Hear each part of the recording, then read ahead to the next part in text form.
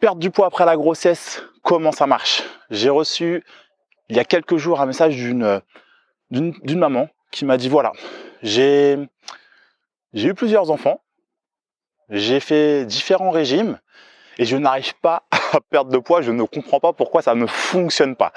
Je suis au bout, j'ai essayé tel type de régime, j'ai essayé tel type de pilule magique, j'ai essayé tel complément alimentaire, rien à faire, ça ne fonctionne pas, je ne comprends pas pourquoi.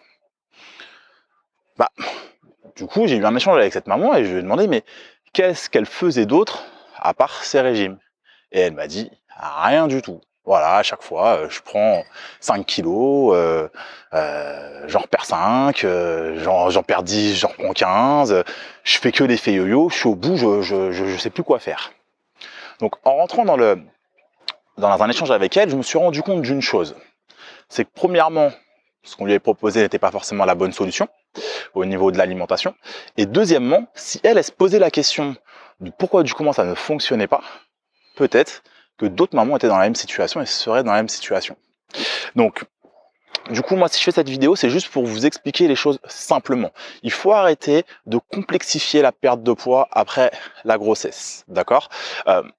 Arrêtons de la complexifier, c'est pas difficile aujourd'hui de perdre du poids quand on a les bons outils en main. Je remets bien guillemets de chaque côté, parenthèse crochet. Quand on a les bons outils en main, la perte de poids après la grossesse n'est pas difficile.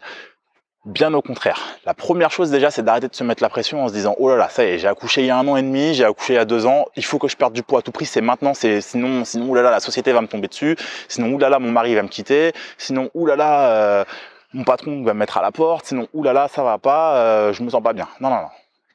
Si vous avez accouché il n'y a pas si longtemps que ça, quand je dis pas si longtemps, je parle d'1 an ou 2. Si c'est dans la grossesse, ça date déjà 5 ou 6 ans, posez-vous les bonnes questions. Est-ce que vous êtes réellement prête à changer? C'est surtout ça qu'il faut se mettre en tête, être en phase avec soi-même. C'est facile de dire oui, les régimes ça fonctionne pas. C'est facile de dire j'ai fait du sport, ça fonctionne pas. Si vous avez accouché il y a plus de 5 ans et que en fait d'une certaine façon vous vous cachez derrière ça, d'accord? Si maintenant vous avez accouché il y a pas si longtemps, que vous n'arrivez pas à perdre ce poids, que vous n'arrivez pas à vous sentir bien dans votre corps, on remet les choses au clair. Dans cette vidéo, la première chose, c'est de kiffer les premiers instants de vie de vos enfants. Ça va vite, vraiment, ça fuse. Kiffez. Laissez le temps à votre corps de récupérer. On ne le répétera jamais suffisamment assez. Je ne le répète jamais suffisamment. Kiffez. Kiffez ces premiers instants. Laissez le temps à votre corps de récupérer. Ne vous mettez pas de stress là où il n'y en a pas.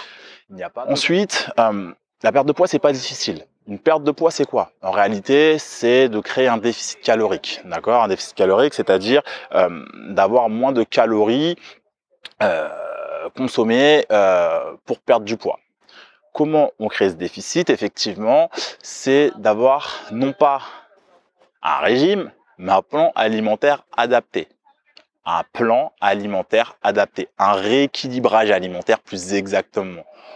Pas un régime, sinon vous allez faire à chaque fois systématiquement l'effet yo-yo. Une fois que vous avez compris ça, le deuxième élément, et ça c'est à peu près 60% de la perte de poids. Donc déjà vous voyez, si vous avez le bon plan alimentaire, déjà, sans faire de sport, vous perdez du poids. Ensuite, le deuxième élément, moi là je pars du principe qui représente grosso modo 30% de la perte de poids. C'est l'activité sportive. D'accord, ou c'est la dépense calorique que vous allez générer, que vous allez créer. Comment on fait ça? Effectivement, avec des exercices, mais ça peut être du jardinage, hein. Ouais, ça peut être plein de choses parce qu'on va augmenter le NEAT. Enfin bref, ça, le NEAT, on en rediscutera dans une autre vidéo. Ça peut être beaucoup de choses. Et mettons que ça reste du sport classique, avec des exercices adaptés ou des exercices nettement plus poussés en fonction du stade dans lequel vous êtes par rapport à votre période postpartum. Ça représente à peu près 30% de la perte de poids. Ok, ces exercices, ils ont pour but d'augmenter votre métabolisme. Votre métabolisme, pour faire simple, vraiment très simple, la schématise, c'est ce que consomme votre corps dans une journée. C'est ce que consomme au niveau calorique votre corps dans une journée. Plus vous allez avoir une fibre musculaire importante, On n'a pas dit d'être bodybuilder, on n'a pas dit d'être une bodybuildeuse, on a dit plus votre corps va avoir une densité musculaire importante, plus il va consommer. Et là, c'est de la magie. Et là, c'est magique, parce que à partir du moment où on comprend ça, et bien là, on se dit, bah, simple en fait. J'ai un plan alimentaire qui est cool, qui me permet d'avoir un apport calorique propre. J'ai une dépense calorique de par l'activité sportive. Magie, mon métabolisme est un peu plus important, donc consomme plus. Automatiquement, on perd du poids. Et vous allez me dire, mais 60 plus 30, ça fait 90. Il reste 10%. Et effectivement, les 10% restants, c'est ce que je vous ai dit tout à l'heure, pour la perte de poids, ce sont les suivants. Le stress et le sommeil. Plus vous allez être stressé, plus vous allez vouloir manger entre les repas. Moins vous allez être stressé, et mieux vous serez dans votre tête. Et mieux vous serez dans votre tête, et plus facile sera la perte de poids. Je récapitule. À 60%, votre alimentation. Votre alimentation à 60%. Donc, si l'alimentation, ça vous l'avez compris, à 60%, il reste 30% la dépense calorique par l'activité physique. On augmente le métabolisme, on augmente la masse musculaire. D'accord? Plus de masse musculaire, plus de fonds d'une certaine façon, de consommation après de gras. Ça, vraiment, je mets des crochets. C'est vraiment plus pour schématiser les choses. Parce que le corps consomme plus. Et ensuite, les 10% restantes, c'est le stress et le sommeil. Mieux vous allez dormir, moins vous serez stressé et plus facile sera la perte de poids. C'est pour ça que je vous disais, ça ne sert à rien de se faire tout un monde avec la perte de poids. C'est simple. Aujourd'hui, on vulgarise les choses. Il faut arrêter de faire les choses compliquées.